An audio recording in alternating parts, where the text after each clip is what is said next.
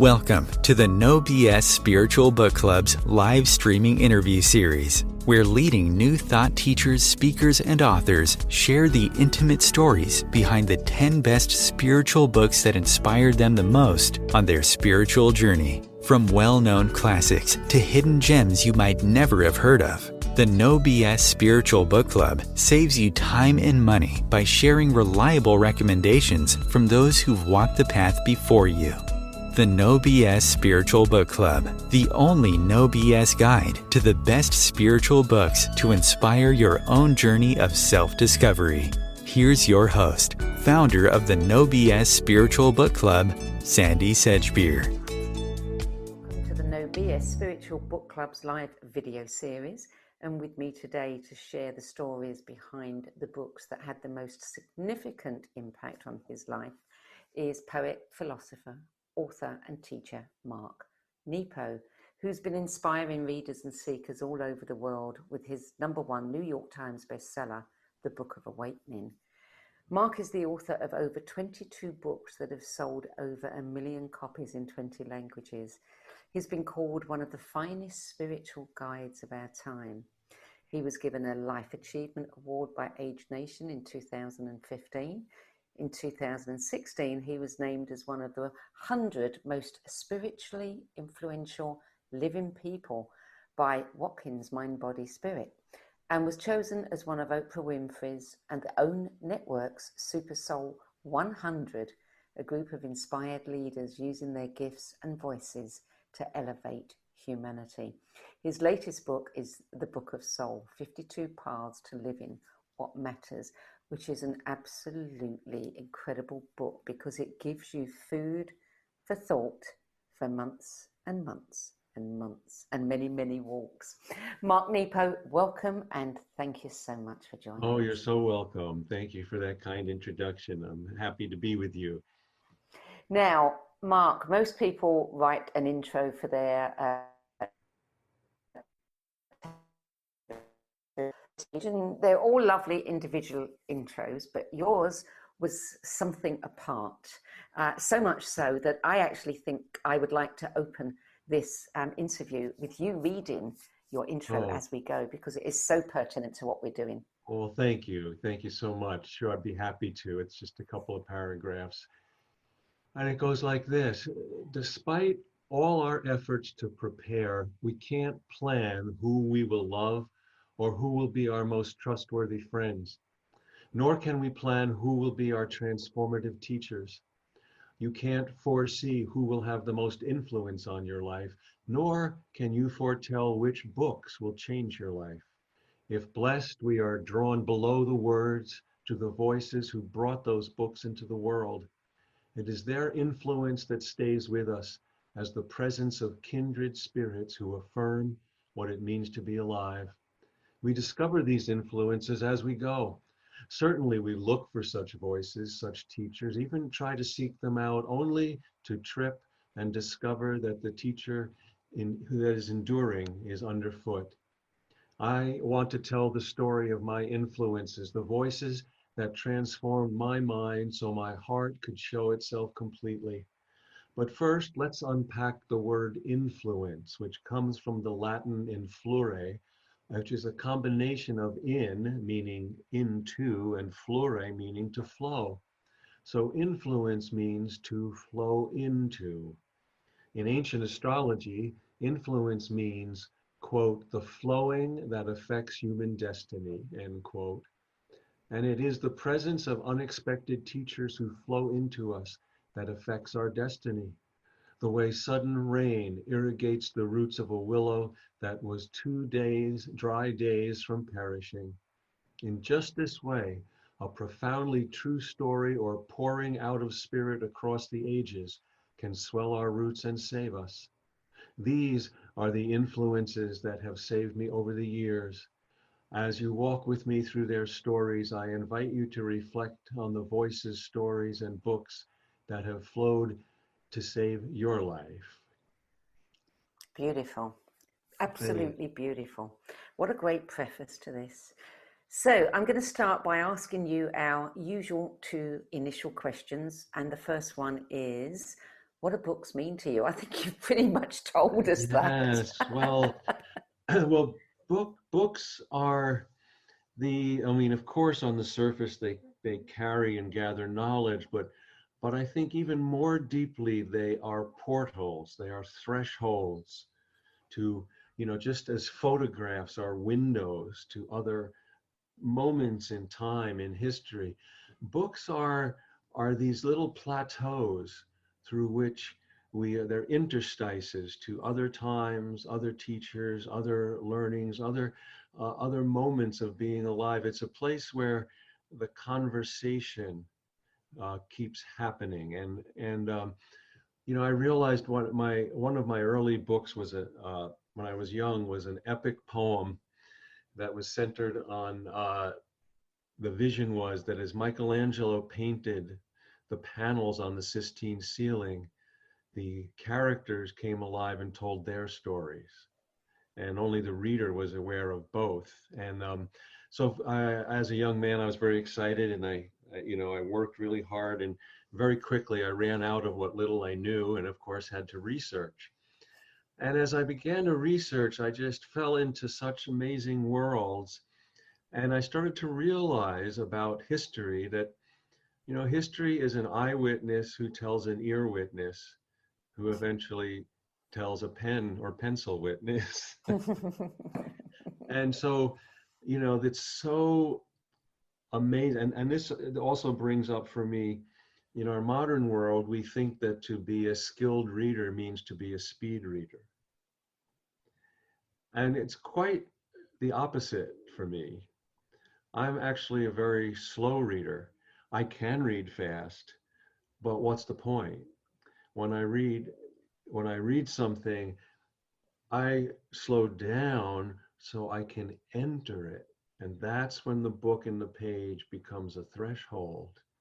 There's a wonderful passage in the Talmud where a students of a rabbi, they love him, he's a revered rabbi, and they go back and they want to ask him a question after one day's lesson, and they see him reading, so they don't want to interrupt him, so they don't. And then the next day, one of the students goes back and he looks in, and the rabbi is still reading the same page.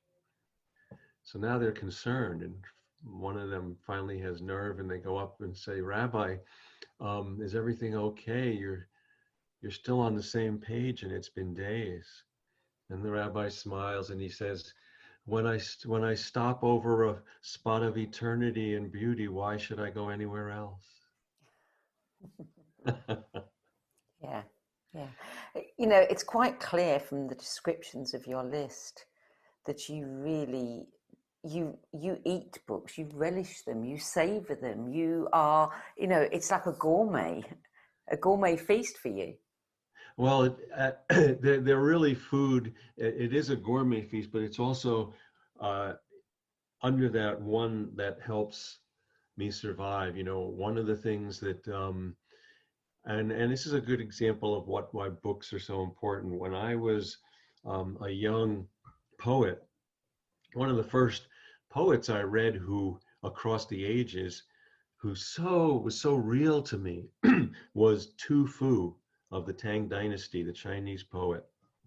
Not tofu, but Tu Fu. And he lived in the 700s. And I first read him in college. And he appeared to me once or twice as a guide when I was going through my cancer journey, and in a dream. But I felt like he was the first person that I had across time felt like I could feel where he lived, and I wished I could have met him and talked to him. That's how transparent the pages went. Question number 2. What was it like for you having to distill this list down? I mean, you're obviously an avid reader, you've read so much. It must have been challenging. Well, actually it was, and it's, at first it was challenging. And remember, you had kindly asked me about doing this with you a while ago, and it just wasn't, I was teaching a lot and traveling, and I I really wanted to, but it just didn't open up. And during this time, uh, I've had wonderfully. I have a dear friend, George, who's like a brother to me, and he's a master woodworker, you know. And and this had happened quite.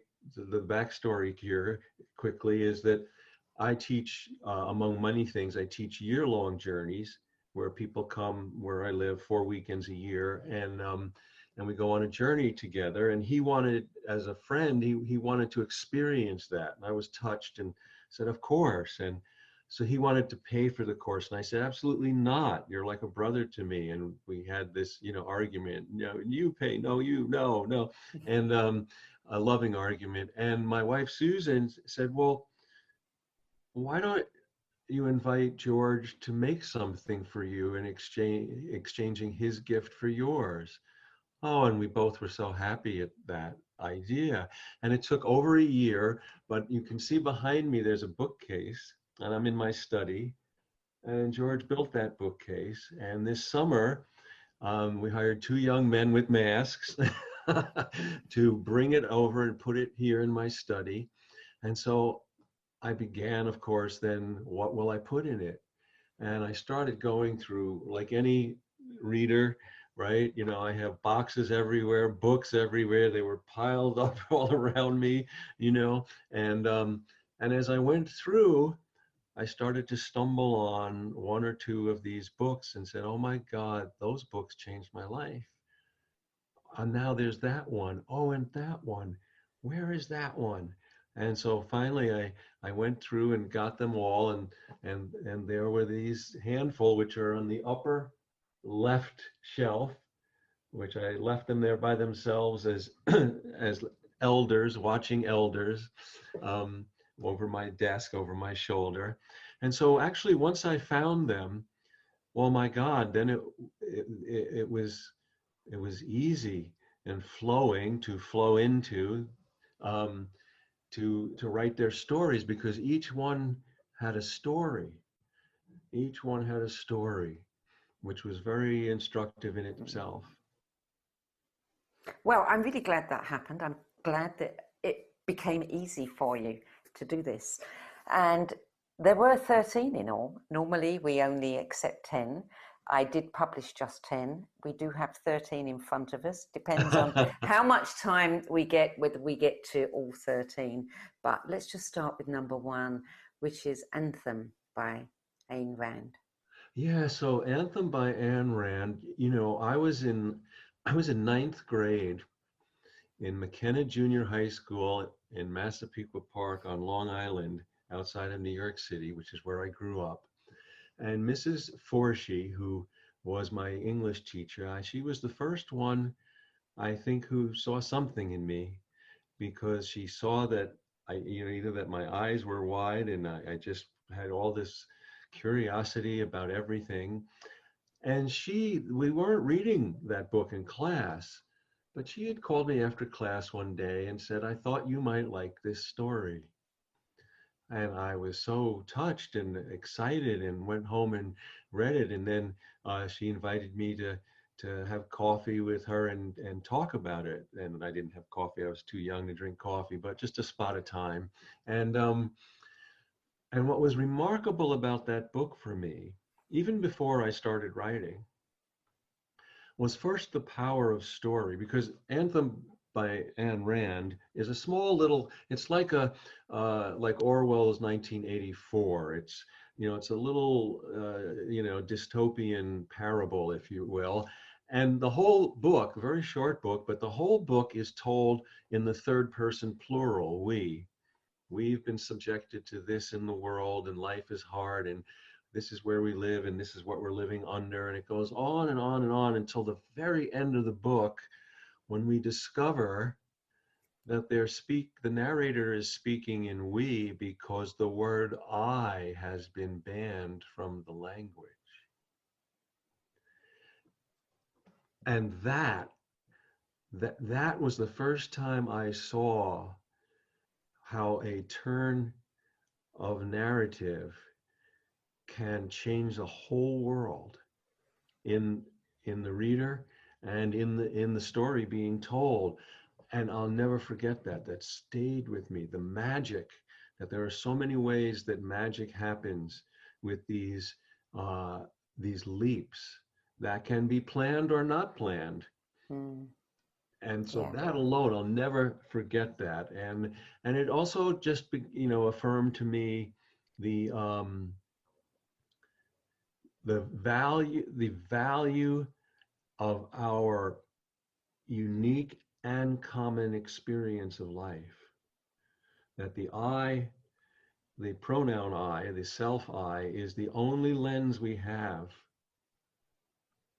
onto the world. And when that is entered with heart and authenticity and honesty, it connects everyone. When it's not, well, then we have narcissism and self-centeredness and all of the weight of that. Mm. Indeed. Yeah. Indeed. That's quite a thought, isn't it? Oh, Mm. Yeah. Number 2, Siddhartha, Hermann Hesse, oh, now 1922. that book, which of course, I recommend all of these to everyone, but that book by Hess is also an amazing story where Siddhartha, which is also another name for Buddha, but Siddhartha in this is a character who in his journeys happens to meet and intersect with Buddha. So right away, he's telling us that everyone has Buddha nature in them. Everyone has God in them. Everyone has an enlightened place, a wakeful place in us. But it's a story where Siddhartha, he tries on so many ways of life, so many passages to find his true self and his true connection to the universe. And this is a book that was the first time I saw where a writer, because Hess is very poetic, and what I mean by that is the story doesn't go horizontally across the pages. The story it's written simply, but it's deep. In each page is a window, is a doorway into the reality he's creating and offering. And that's a book that I have read, well, I'm 69, and I've probably read it at least 8 times in my life. That at different points, returning to it, it's like looking out of a window at different times of the year or different times of life. You see something different. And so it's been very helpful to me each time. And, one thing that I'll never forget about, 2 things about this book, moments in it. One is that he tries on the world of samsara, and he tries on gambling, and he actually looks almost like an anthropologist. He says, I wonder why people are doing that. Well, let me see, let me experiment. And after he gambles and he sees all of it, then he comes to this conclusion, which is absolutely wonderful. He says, well, I see that the thrill of chance is the substitute for genuine risk. The thrill of chance is the substitute for genuine risk. Very, Yes. very helpful. Very helpful. And the second thing is at the end of the story, he's an old wise man, and he's a ferryman. He with an old friend Vasudeva, 2 old men, they ferry people back and forth across the river.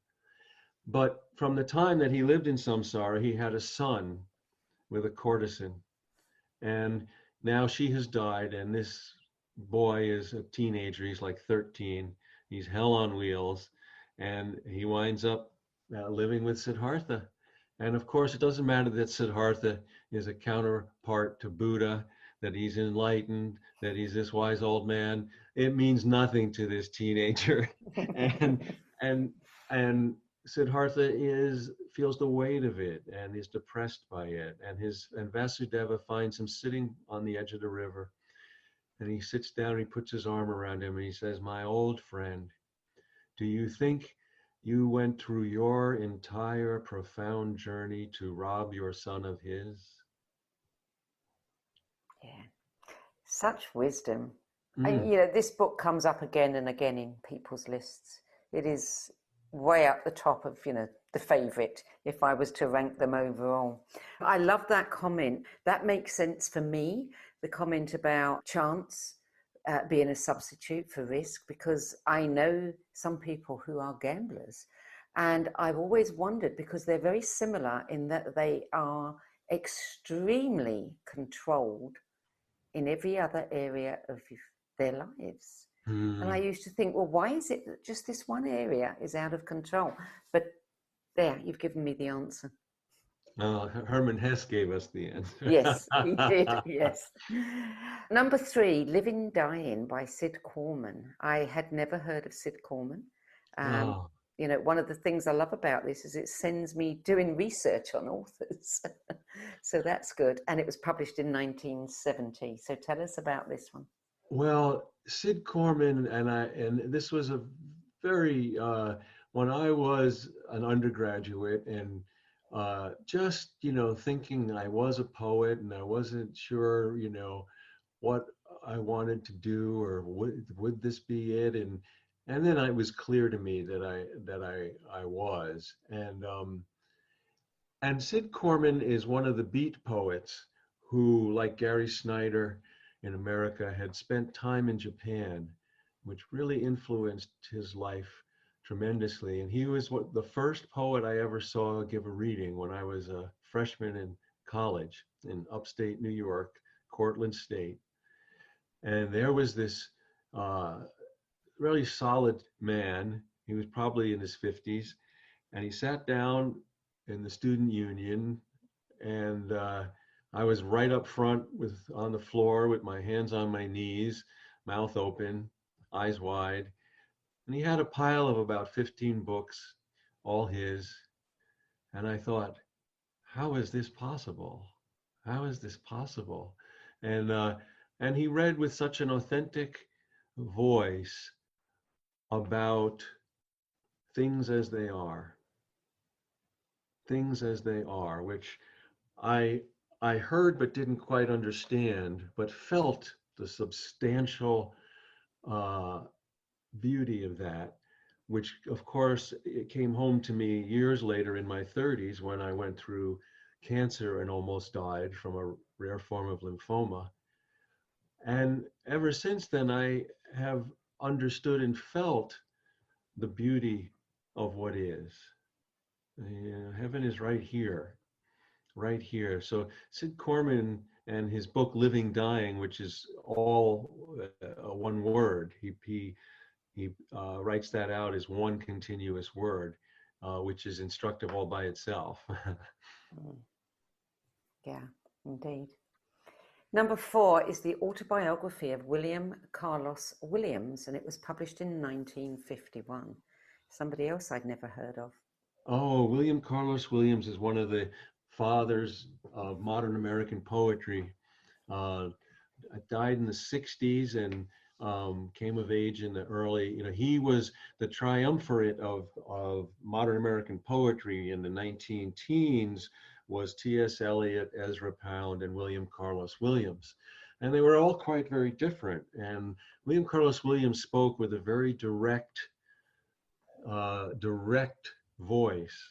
The idiom of speech was his poetic line, and he was the next person that I met as a young man in the pages, who I wished I could have talked to, and was so real and so brave. Um, and he didn't.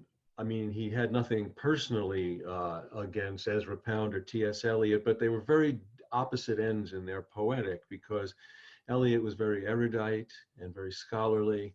And when The Wasteland was published, Williams was asked, as someone today might ask, if Tom Hanks did a movie and then they went and asked Brad Pitt, well, what do you think? So literary critics went to William Carlos Williams right away and said, well, what do you think of The Wasteland? And he said, as well done as it is, it sets American poetry back a generation. And what he wrote more about was that because it in his mind, it tangled language over experience rather than parting language to us so we could feel the experience.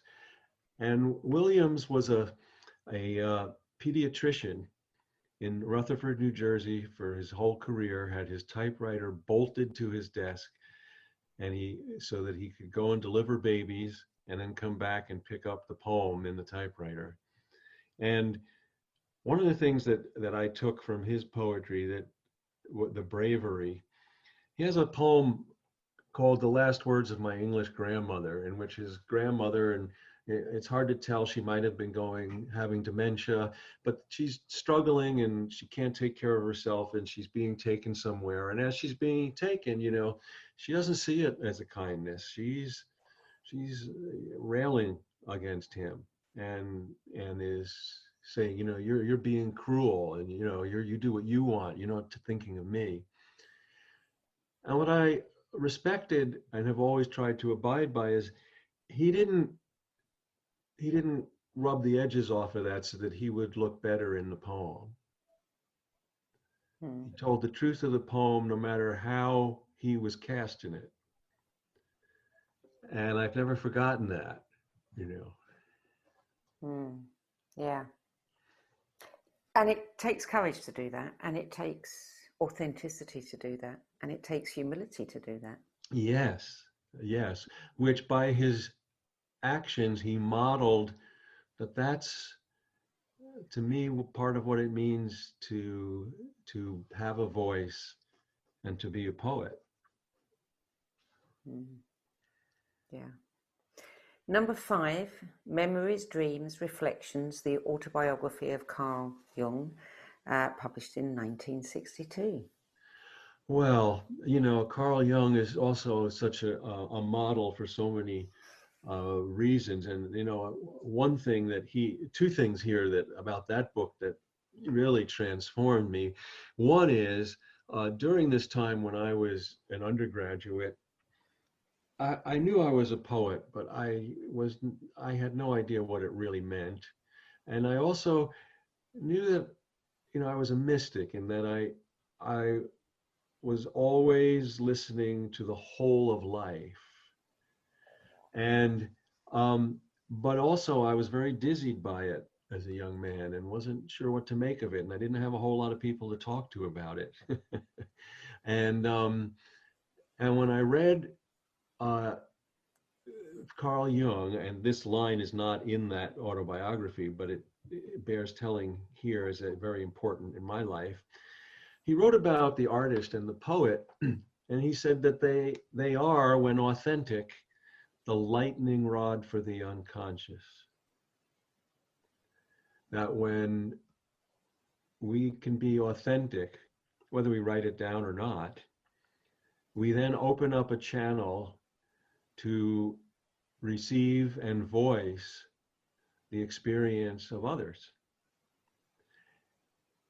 And that channel is our authenticity. And when I read that, it helped me ground and have foundation in my life as a poet, as a mystic, as a seeker, that I felt like, oh, that's what's happening. Oh, I see. Finally, someone has given me a way to understand what I'm experiencing. And the thing about his Memory, Dreams, Reflections is, that was recorded by one of his students who was a therapist in her own right. And when she asked him to do it, his autobiography, he said, well, I'm not interested if you just want like a chronology of events. I'm only interested if I can give you an inner rendering of my journey here. And that's why it was called Memories, Dreams, Reflections. And that also, for me, extended my understanding of narrative, that it's not tied to the outer sequence of things, that it's in fact wide open. There are all kinds of ways that stories can be told, and to let the story tell us how it wants to be told. Indeed, yeah. Number 6, Pablo Neruda. Ah, Wow. I mean, I went down a rabbit hole there, checking into this person, and just incredible story behind it. But tell us why you like his work, and then we'll have a little chat about some of the things in the background of that are so yes, Pablo interesting. Neruda is one of the great poets of any time, and he's a Chilean poet. He won the Nobel Prize in '71 and died in '73. I first came I introduced to him because my oldest friend Robert, now I was in graduate school and at SUNY Albany, New York, State University of New York at Albany. And I was in my late 20s. And Robert was, while he was going through graduate school, he was working, and he came home one day after work where he had a colleague who was Spanish, and he came home with this book, Poems of Pablo Neruda. And we went out on a hill, as we often did those days, and we sat down and he began to read me some of Pablo Neruda's poems. And I certainly wasn't writing with the depth or skill of Pablo Neruda at the time, or he's unique anyway, even now. But I heard a voice that I had a kinship to. I felt like he was voicing a tribe that I was a part of.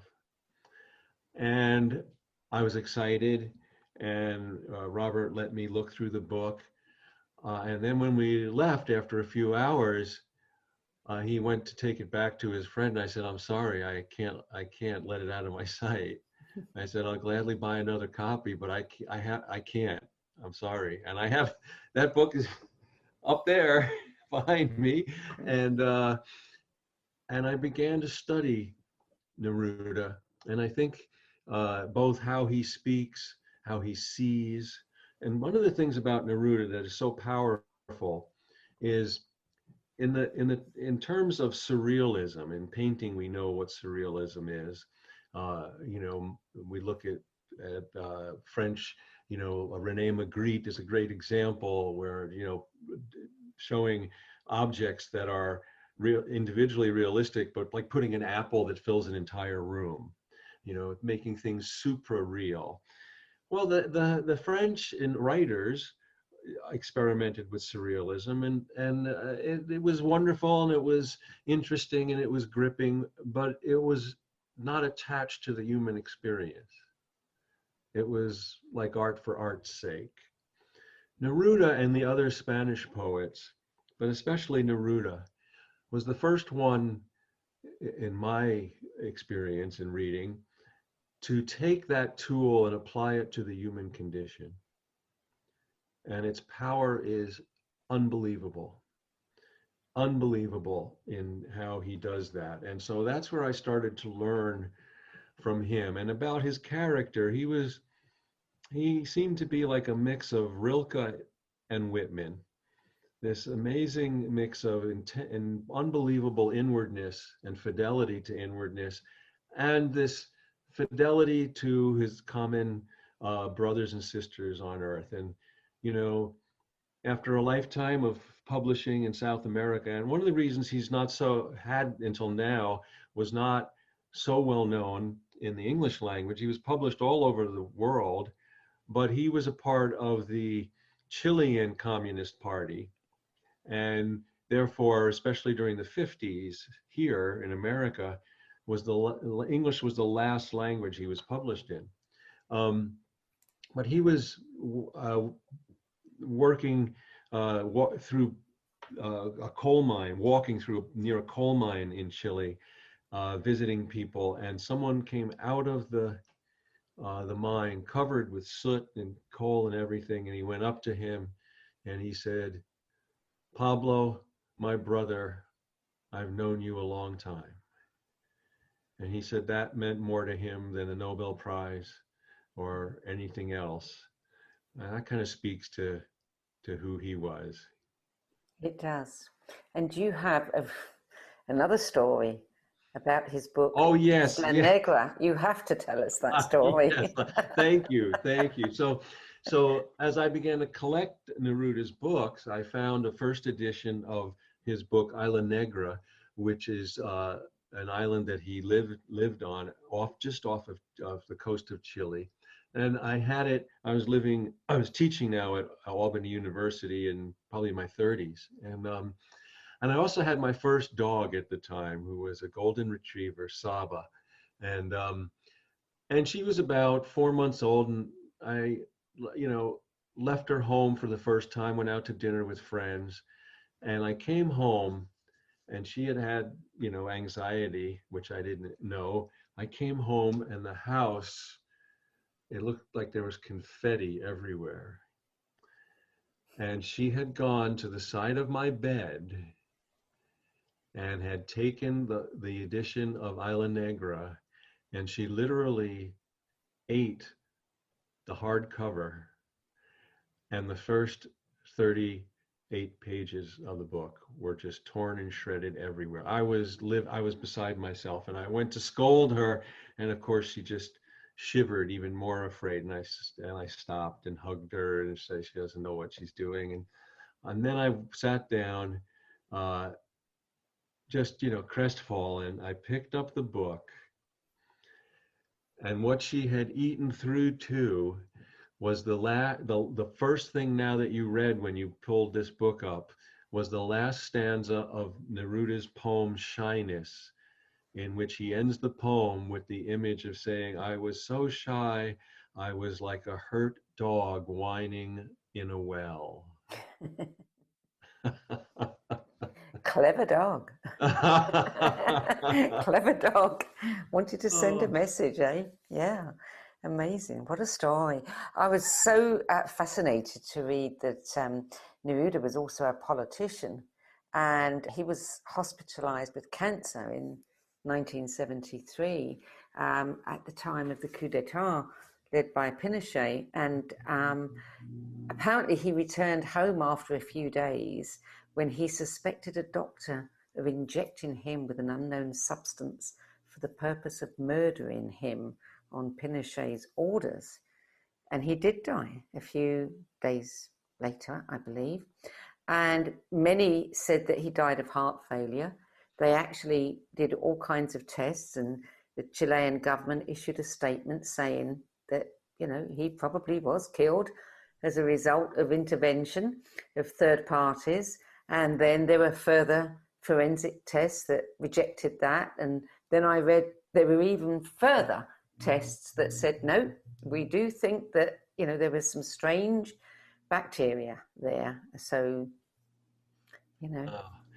Amazing. And, another thing from Neruda's life is, he had a mentor early on in government he became a diplomat for years as a way that his mentor sent him, knowing he was a poet, to different places in the world so he could experience them as a poet. And one of the places was Spain, where he was during the war with Franco and the Spanish Civil War. And he was actually, because he was befriending Lorca and other Spanish poets, and he was actually waiting to meet Lorca when Lorca was kidnapped and eventually killed by Franco and his men. Yeah, quite an amazing person. I don't know whether you know, but one little fact that popped up, one of my favorite films actually, and I never realized, Il Postino. Yes. It featured him as this stranger, that the postman delivered mail to. So that's just a nice little snippet. Wonderful film, Il Postino. So moving on to number 7, Gilgamesh, translated by Herbert Mason in 1970. Oh, so Gilgamesh is one of the oldest narratives we know in civilization, and it is actually anonymous. I mean, it goes back, the first recorded version of it is in Assyrian times and was in a library by Ashurbanipal, who was a king, Syrian king, who was who created one of the first libraries. Well, that library had clay tablets.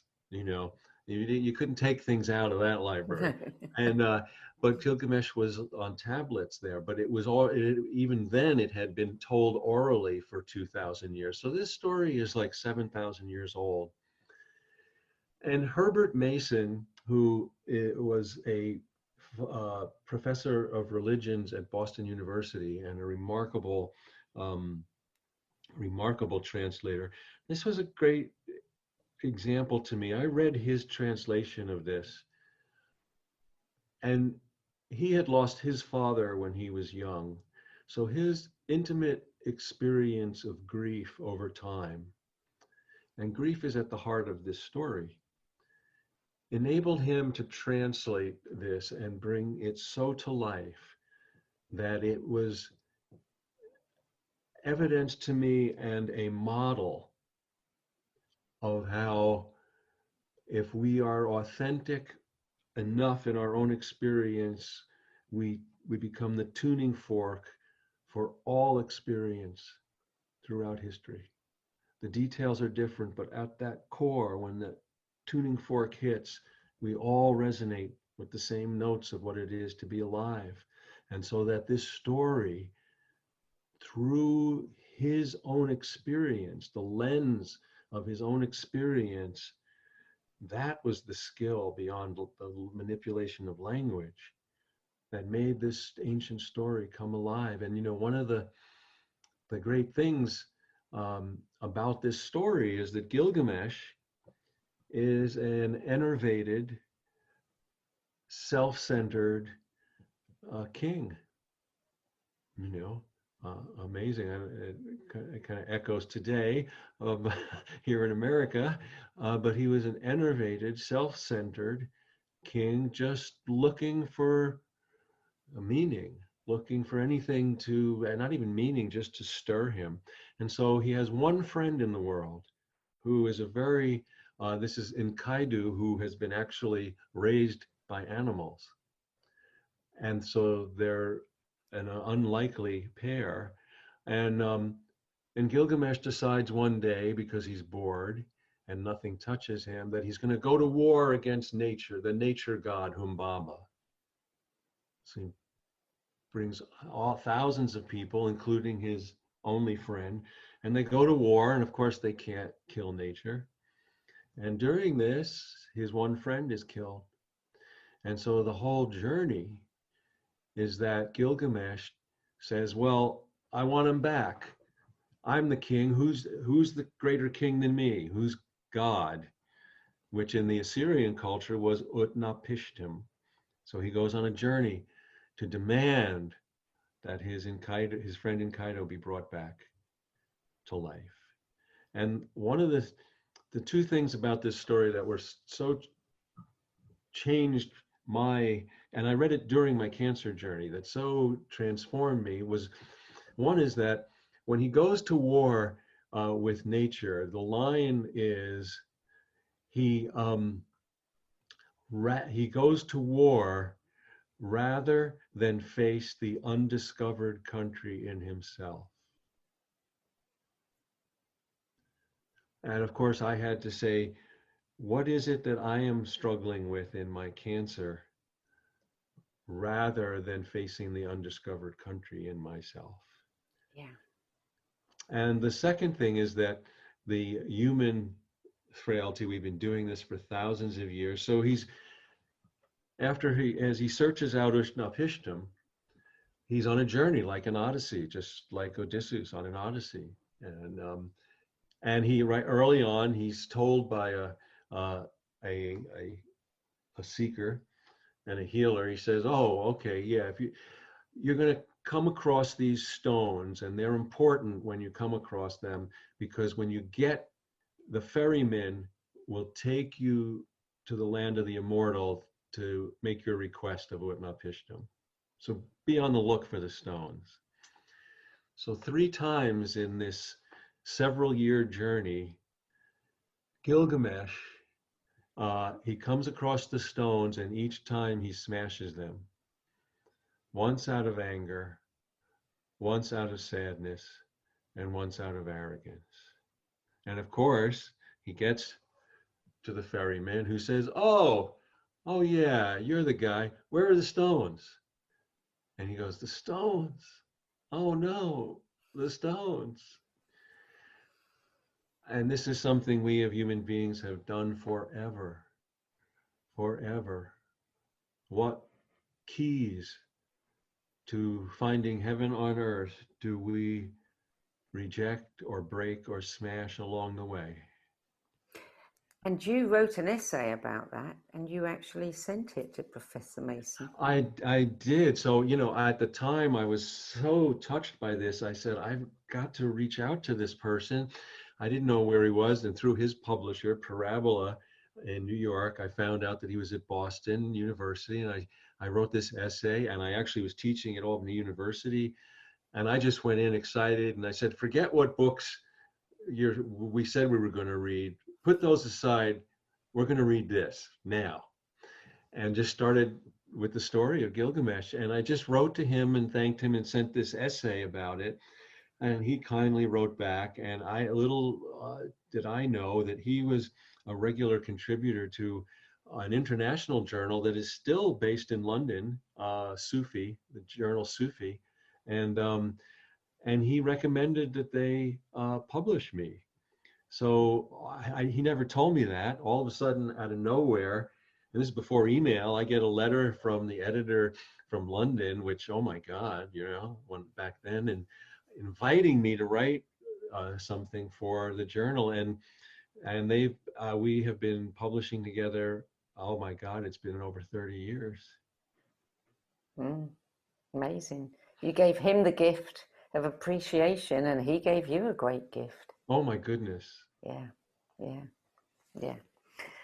Okay, number 8 is The Madman, His Parables and Poems by Khalil Gibran, or Khalil Gibran, depending on how you pronounce it, and many people pronounce it different ways.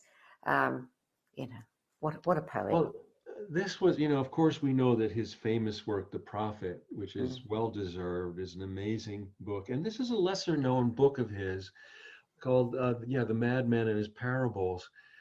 And I felt that this really helped me because he talks about madness, not in the sense that he's gone mad, but that he suggests that when I speak my truth, others who don't want to listen write me off too quickly and call me mad. In the same way that, William Blake wrote in the Proverbs of Heaven and Hell, he actually was doing that, where he would say that the Christians of the time would judge him too quickly and call all of his ideas about vitality and energy and spirit were the work of the devil. And so Blake said, well, okay, if you're going to call me the devil, fine. Here are the Proverbs of Hell. And in that same spirit, Gibran wrote these are the parables of the madman. You think I'm mad? It brings what it was an affirmation for me, and a model was of speaking your truth even when you're misunderstood. Yeah. Speaking your truth.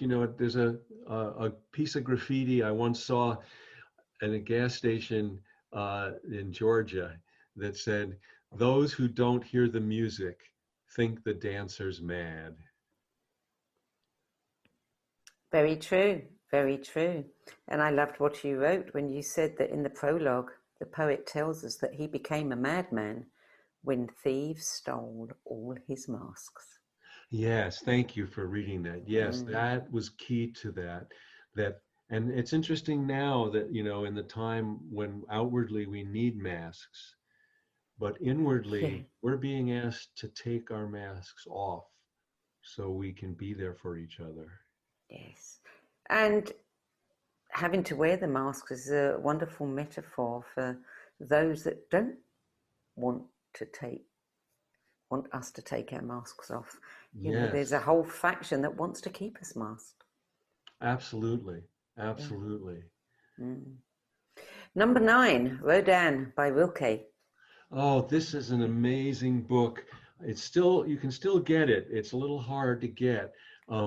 So Rodin, as we know, was this amazing sculptor, probably, the next in the generation after Michelangelo of this, just incredible understanding, using the human body to reveal unseeable forces of life. And Rodin was well known and established, a generation older than Rilke. And Rilke, in his late 20s, just admired Rodin immensely. And Rilke went and asked if he could be a secretary for Rodin for a while, so he could write about his process. What can I do? I'll do anything to help you. Can I just be here to learn, to write, and Rodin said, all right, he's a little strange, but I'll let him in. And and so Rilke wrote this amazing, here you have one of the great poets sculpting his inner portrait of one of the great sculptors of all time.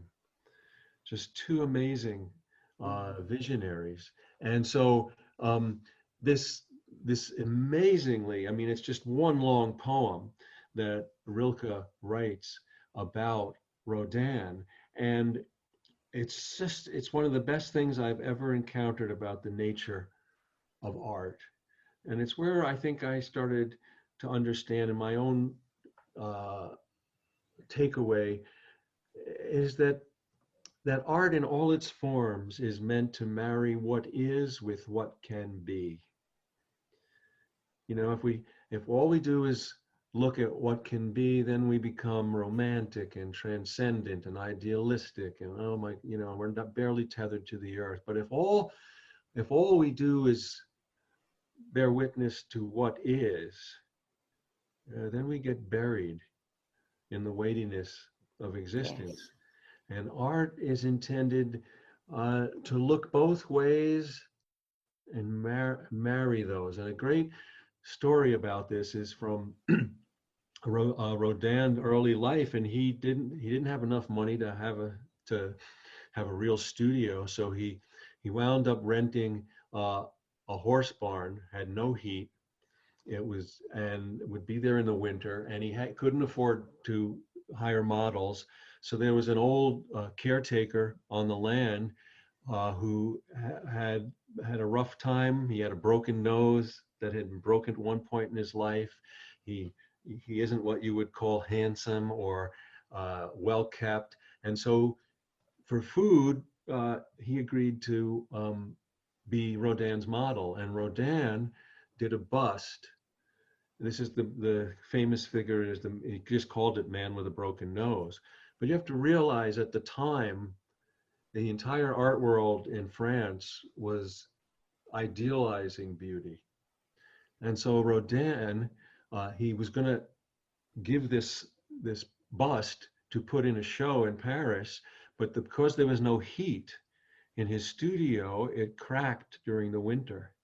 So the back half of the head just fell off.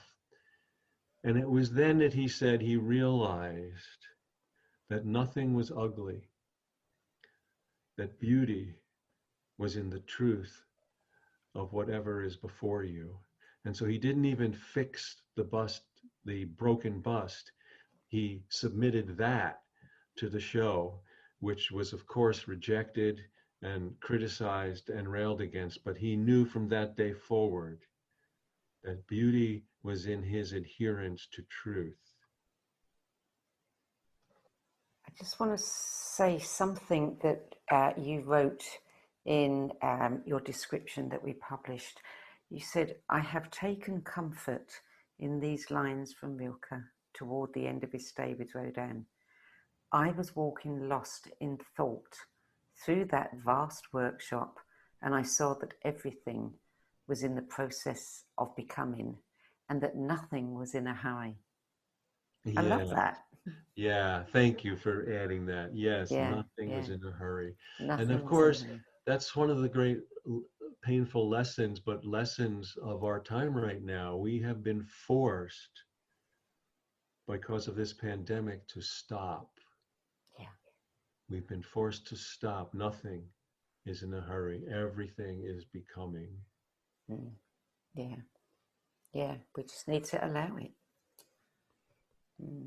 So number 10, A Poet's Journal. And I don't know if you want to pronounce this the Greek way or the English way. I've heard it both ways. I would say George Safaris. Yeah, that's what I would say, George Safaris. Yeah. Well, so that was 1974.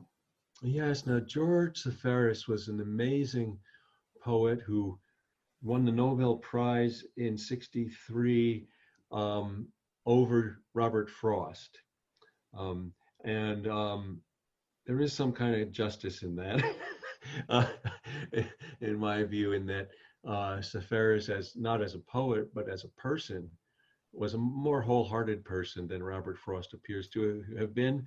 But anyway, this is a journal for these 6 years, 45 to 51, I believe, that he kept. And it is the most amazing, intimate journey alongside the feelings, thoughts, questions, probings of this remarkable poet. And one of the things, two things from there, one is this, his dedication to the simplicity of language, which goes back, I found that in so many of these books that have changed my life. William Carlos Williams, even Neruda roots himself in that simplicity and then shows its meaning with these depth of these surreal images, but it's always grounded in the, and we just talked about Rodin and Rilke. And so he wrote that we need to speak simply, because the gold weight of our words, the gold work of our words is sinking our ship. And the soul, it's time for the soul to set sail. So let us speak simply and truly. And another thing that he gave a great gift to me, which is also very relevant right now, is in this journal, he also shares the things he finds. And he found this little exchange between two Japanese poets from the 1600s. He found the Basho, who was the great Japanese poet who was really the father of haiku. And Basho literally means banana hut. He was just this very simple guy who was known as a master poet, but he lived by the shore under a banana tree. So when young poets would say, I'm looking for that guy, that teacher. Oh, you mean the banana hut guy? Oh yeah, go down here, turn left. So he was known as Basho, but one of his students who became a great poet on his own right was Kikaku, great name, Kikaku.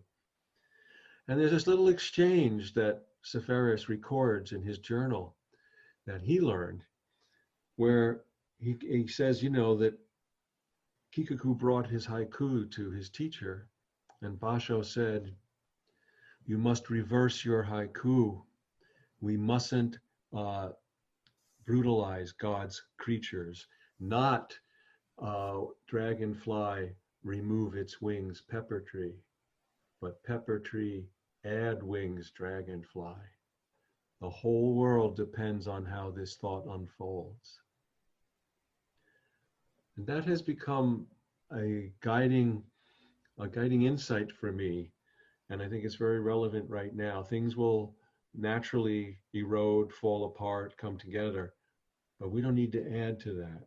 Wherever possible, we need to bring things together. And what it also was a demonstration of the role of a teacher. He didn't teach him how to use language. He taught him how to see. He taught him how to see, no, reverse your haiku. Reverse your haiku. Add, not take away. So that's the 10. There were 3 more. Palm of the Hand Stories by Yasunari Kawabata, although I Yeah. think it's pronounced the other way around. There was also Dark Wood to White Rose by Helen Luke, and The Earth is the Lord's by Abraham Heschel. You can say a little about each, I'd or you love can to. say a lot about one. Well, let me just say this is like cracking they are each worth much more, but let me crack the door for each. So the first one by Kawabata, these are actually little 1 to 2 page little novels that he told in just a page or two, and that was his calisthenic. That was his exercise as a novelist. He never intended for them to be published. Thank God they were after his death. They're remarkable. They're absolutely remarkable, and they really show how you can enter into a story anywhere and bring people right there. You don't need a lot of setup. You can just drop into the reality and leave just as quickly. And the thing that I learned so much about storytelling from Kawabata was how much a detail can point to a whole life. And actually, he has a story in there. Well, actually, I won't do that. This will get the point across more. I'm going to skip to someone else, but it's the same theme. In art, John Singer Sargent has a painting called Venetian Interior. This canvas is a painting of a woman seated in a chair in a room in Venice, and the whole room is dark. And she looks very sad, has her hand on her knee. The only light is coming from the upper left corner, which is a window. And that window is casting such brilliant sunlight. The only place it lands is on a ring on her finger. So the only lighted places are her ring and the window. And that detail insists that the subject of the painting is the light outside the room. That and how Kawabata does it, and how Shakespeare does it, and how others do that became for me, that's what all of my work, my poems, what I aspire is to have what's on the page point to the world that's beyond the covers. So that's just a crack into Kawabata. Helen Luke was a mentor of mine the last 2 years of her life. She lived to be 90, and this was in the 90s. And again, an unexpected mentor. And she was one of the first generation of Jungian analysts. And this book, Dark Wood to White Rose, is one of the most phenomenal books I've ever read. It is really all about she takes Dante's Divine Comedy and unfolds it as a parable of our awakening of consciousness. I did not, when I was studying with Helen, she actually asked me, not out of her ego, but because what I was going through brought up issues that her book addressed. And she said, "Have you read Dark Wood to Rose?" And I went sheepishly, "Oh, Helen, gee, no, sorry, not yet." And so I wasn't meant to read it till after she passed away, and because of that, I was able to hear her voice as I read it. And in essence, what she offers is the journey from hell to purgatory to paradise is not some journey up a mountain. It's a horizontal journey of wakefulness, and she suggests that hell is the cost of false living, and purgatory is the struggle to be real, and paradise is the struggle to stay real. Notice we never get out of struggle. Mm. which is why we have to love the journey. So I'll stop there. That cracks the door there. And the last one, The Earth is the Lord's by Heschel, and really almost anything by Heschel. But Heschel wrote this book as a tribute to preserve the Eastern European Jewish mind, which he knew was being decimated by the Holocaust and the Nazi regime. And so to preserve that, he wrote that. And this was introduced to me. I have a mentor and friend who died at the age of 102, about 5 years ago, Joel Elkes, who was a child of the Holocaust, a remarkable man. And he just one day, like my English teacher when I was in 8th grade, he just said, I think you need to read this book. Nothing else. So as I read this book about the Jewish tradition of inquiry and of dialogue and of resilience and of questioning, in my life, I am a student of all paths, which comes out of my cancer journey, but I am also, I have gone my own way to discover how my mind works and the way that I see things. And I read this book and I realized after going my way for 50 years, this is how my mind works. That by going my way to find my own way, I wound up in my own tribe. Mm. Just remarkable and affirming. Yes. Because by being who you are authentically on your own journey, that becomes so substantial that you can find where you belong.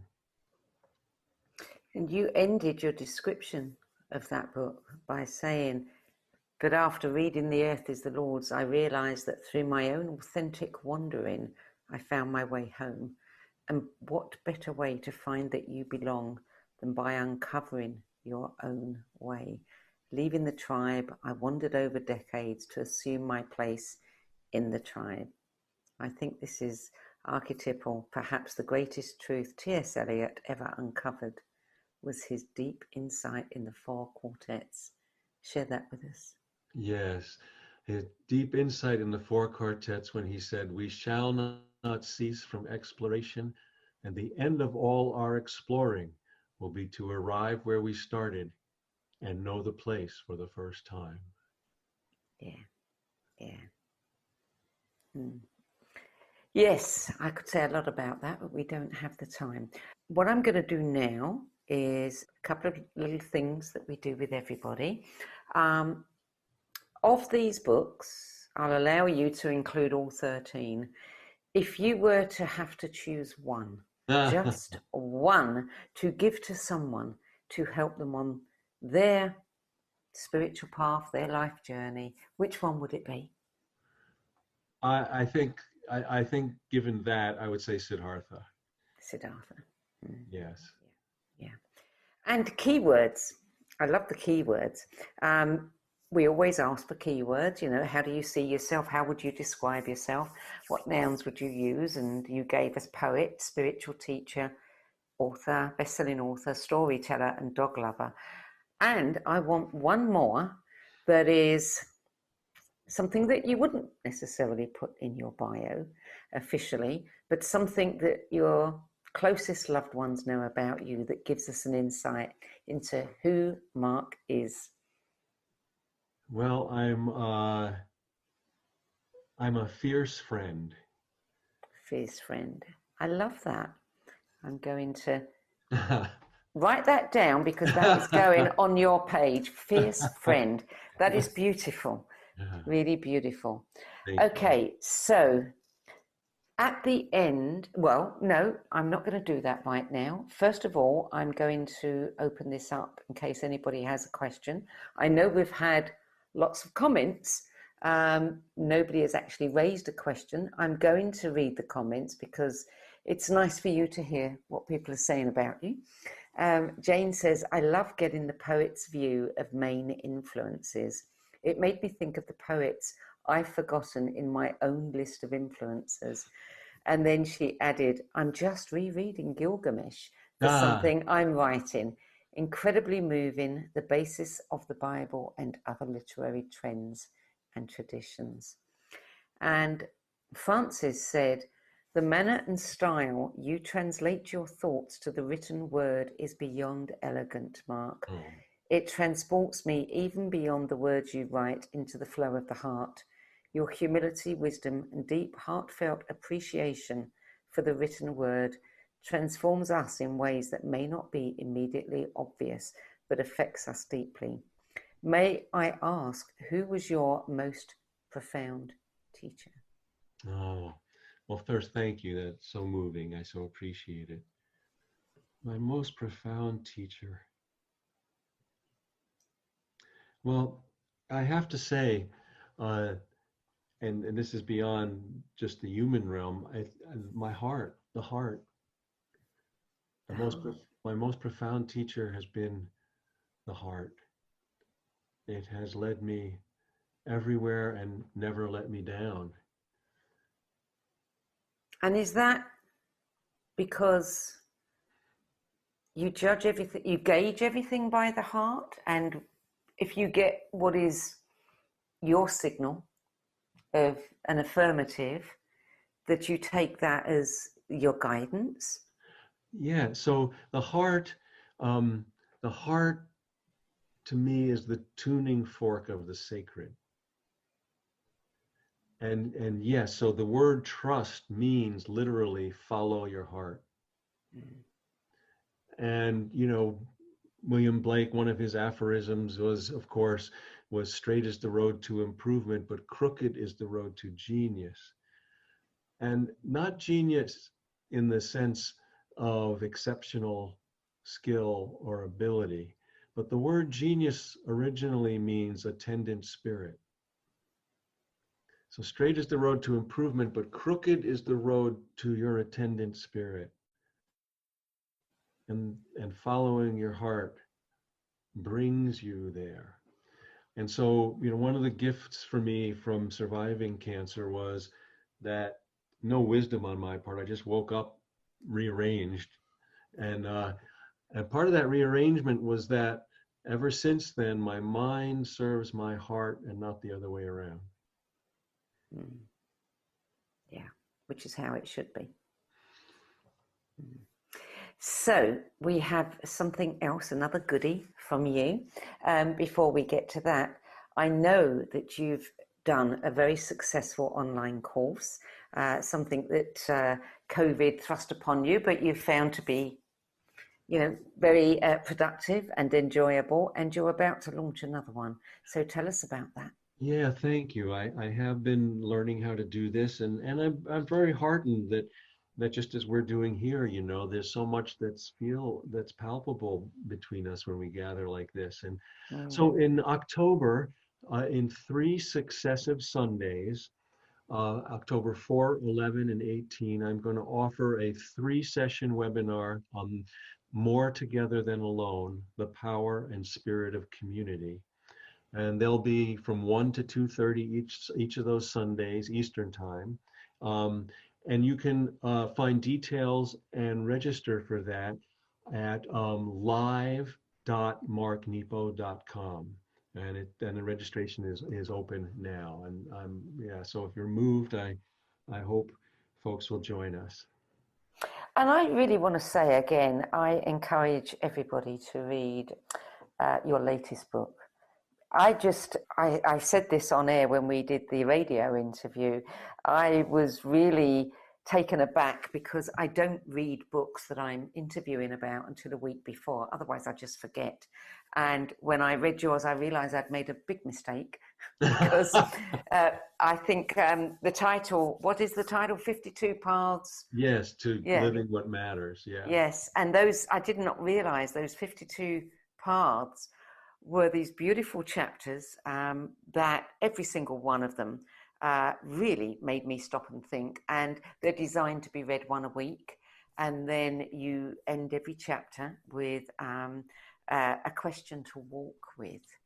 And then you encourage people to have a discussion with a friend about that. And I suddenly realized, oh my God, I've got a week before I'm speaking to you, and I've got 52 paths to walk and 52 things to ponder, and I'm just not going to get it done in time. But I have ever since been carrying that with me. And I just think it is, it is anyone who loves a good conversation, anyone who loves philosophy, anyone who loves to just take things apart and examine their beliefs around them and have them shifted would just love that book. Oh, thank you. Thank you so much. Yeah, so thank you for prompting all of those. Oh, okay. Something else to think about. I am going to ask you now, we do have a couple of more comments. Oh, Stephanie has just said she's currently reading 52 Paths and it has changed my life incredibly. Oh, thank you. Thank you. And Robin has left a message, but I'm going to save that to the very end. So what I want you to do is give us a gift. At the end of your printed page, you had written a beautiful piece. Nobody's ever done that before, which I call EndNote. I don't know what you would call it, but I would like you to read that, because what you read at the beginning and they're the perfect bookends. Oh, well, thank you. Sure, I'm happy to.